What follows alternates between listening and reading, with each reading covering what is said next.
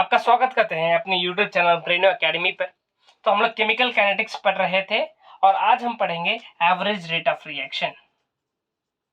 Average rate of reaction average rate of reaction होता क्या है उसको हम ग्राफ के जरिए समझते हैं। तो पहले हम ग्राफ ले लेते हैं। मान लेते हैं कि हमारे पास एक रिएक्शन है ए गिव्स बी। तो यहाँ पे मैंने ले लिया concentration of B versus time graph और मैंने ये पाया कि ये स्ट्रेट लाइन ग्राफ है। क्या हो गया?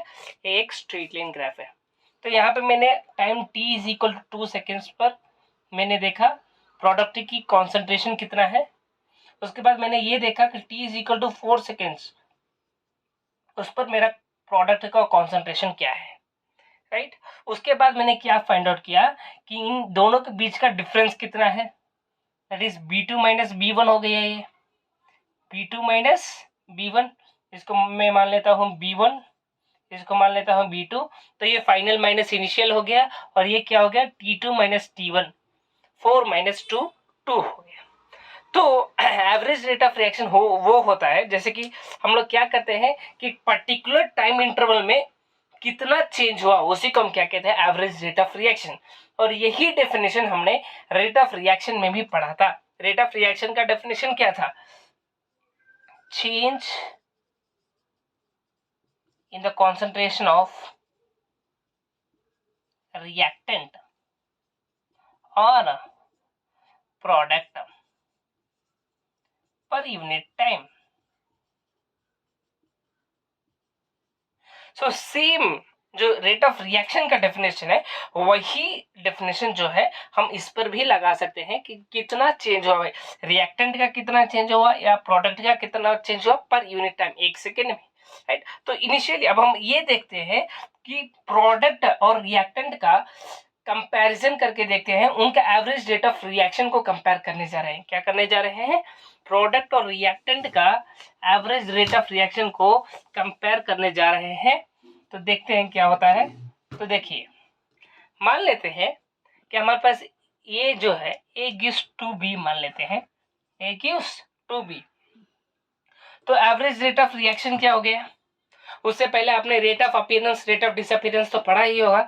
रेट ऑफ डिसअपीयरेंस क्या है? रिएक्टेंट है, रिएक्टेंट ही क्या होता है? डिसअपीयर होता है और प्रोडक्ट जो है वो अपीयर होता है। तो यहाँ पे देखिए, तो मैं एवरेज रेट ऑफ रिएक्शन ये क्या लिखता हूँ, average rate of reaction that means average rate of appearance of ये is equal to del A upon del T, और क्या लगाया जाता है? माइनस लगाया जाता है क्योंकि ये डिसअपीयर हो रहा है। क्योंकि रेट क्या होता है? हमेशा पॉजिटिव होता है। Rate is always positive, rate हमेशा पॉजिटिव होना चाहिए। तो इसीलिए जब हम A2 माइनस A1 लेंगे तो हमारा जो आंसर आएगा वो नेगेटिव में आएगा। इसीलिए हरदम हम फॉर्मूला में क्या लगाते हैं? माइनस लगाते हैं। तो कभी भी रेट ऑफ डिसअपीयरेंस क्या है, ये रेट ऑफ डिसअपीयरेंस लिखते वक्त हम लोगों को क्या करना चाहिए? हम लोग माइनस लिखते हैं।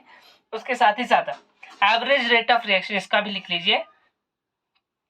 Average rate of disappearance of ये क्या हो गया?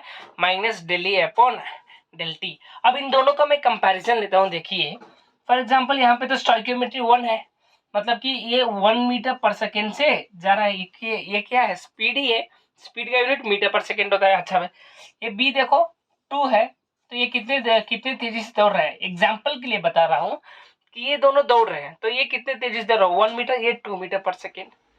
तो क्या मैं ये लिख सकता हूँ कि जो स्पीड है, रेट ऑफ बी जो है और 2 टाइम्स ऑफ रेट ऑफ ये है। क्या मैं ये लिख सकता हूँ? देखिए ठीक से, ये 1 मीटर पर सेकेंड से दौड़ रहा है और ये 2 मीटर पर सेकेंड से दौड़ रहा है। तो मैं क्या कर सकता हूँ कि जो मेरा स्पीड है, स्पीड ऑफ बी क्या है? 2 टाइम्स ऑफ स्पीड ऑफ ये, उसी को मैंने क्या किया? रेट ऑफ, इसको मैं कैसे पढ़ सकता हूँ? देखो, rate of appearance of B is 2 times of rate of appearance of A. तो यहाँ से रेट ऑफ अपीयरेंस ऑफ ये क्या मिल जाएगा मुझे? तो यहाँ पे रेट ऑफ डिसअपीयरेंस ऑफ ये, रेट ऑफ डिसअपीयरेंस ऑफ ये is equal to 1/2 times of rate of appearance of B. तो यहाँ से मुझे ये इक्वेशन मिल जाएगा, राइट। इस इक्वेशन को शॉर्टकट में अगर याद रखना हो, क्योंकि ऐसा इक्वेशन लाइक हमको ये भी दे सकता है, a+2b gives 3c, वो भी एग्जांपल हम देखेंगे। उससे पहले ये देखिए, तो ऐसा अगर कोई दे दिया जाए तो हमको कुछ भी नहीं करना है, हमको ऐसे लिखना है, average rate of reaction is equal to 1/1 rate of disappearance of A is equal to 1/2 rate of appearance of B. भाई ये रेट ऑफ यही एवरेज रेट ऑफ डिसअपियरेंस है, और ये एवरेज रेट ऑफ रिएक्शन देखो भाई, ये किसका इक्वल है, ये इसके इक्वल है। तो क्या करना है, आपका जो भी स्टोइकियोमेट्री है उसको सीधे सीधे डिनोमिनेटर में लिख देना है, राइट। तो इसको और एक एग्जांपल से समझते हैं।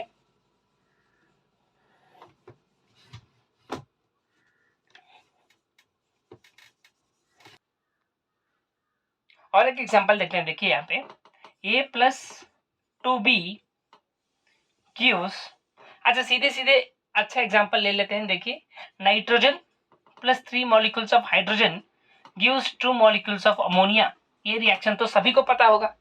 तो यहाँ पे मैं क्या लिख सकता हूँ, देखो ये 1 मीटर पर सेकेंड से दौड़ रहा है, और ये 3 मीटर पर सेकेंड से, और ये 2 मीटर पर सेकेंड से दौड़ रहा है, राइट। तो यहाँ पे देखो, ये जो एवरेज रेट ऑफ रिएक्शन है, इसको मैं क्या लिख सकता हूँ, average rate of disappearance of nitrogen is equal to minus del N2 upon del T लिख सकता हूँ, मैं ऐसे लिख सकता हूँ।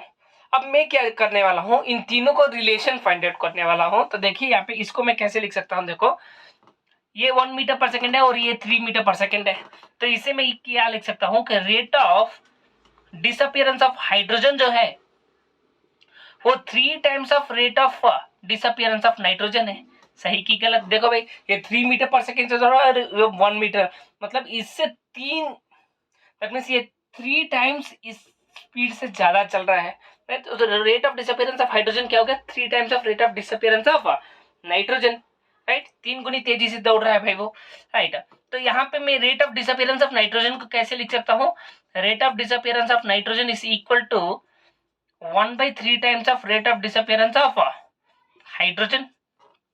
तो मैंने यहाँ पे इसका और इसका रिलेशन फाइंड आउट किया, राइट। तो यहाँ पे मैं और क्या लिख सकता हूँ, देखो यहाँ पे मैं ये भी लिख सकता हूँ, 1/3 rate of disappearance of hydrogen भी लिख सकता हूँ इसके जगह पर, राइट। और एक मैं रिलेशन फाइंड आउट करने वाला हूँ, देखो नाइट्रोजन और अमोनिया का, देखो ये 1 मीटर पर सेकेंड से और ये 2 मीटर पर सेकेंड से।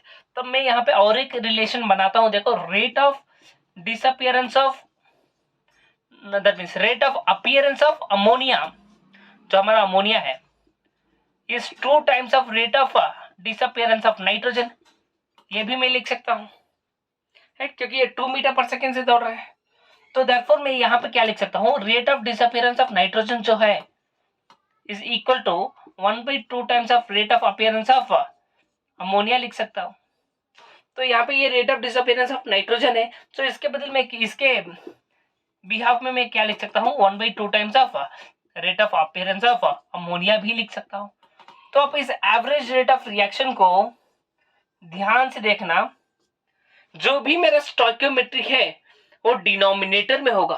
तो इसीलिए मैंने शॉर्टकट क्या बताया, अगर कोई भी रिएक्शन दिया गया हो तो उसका अगर एवरेज रेट ऑफ रिएक्शन एक एक का फाइंड आउट करना है तो कुछ भी नहीं करना है, आपको सिर्फ ये याद रखना है, जो भी स्टोइकियोमेट्री दिया गया होगा उसको आप डिनोमिनेटर में लिख देना है। ऐसे ऐसे रिलेशन हम बना सकते हैं, लास्ट में हमको वही आंसर आएगा। तो इसके बेसिस पे अगले लेक्चर में हम लोग प्रॉब्लम्स भी करेंगे।